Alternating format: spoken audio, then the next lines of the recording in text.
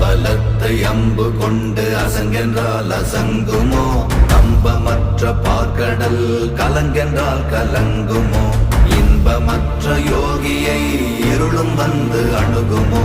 செம்பொன்னம்பலத்துளே தெளிந்ததே சிவாயமே.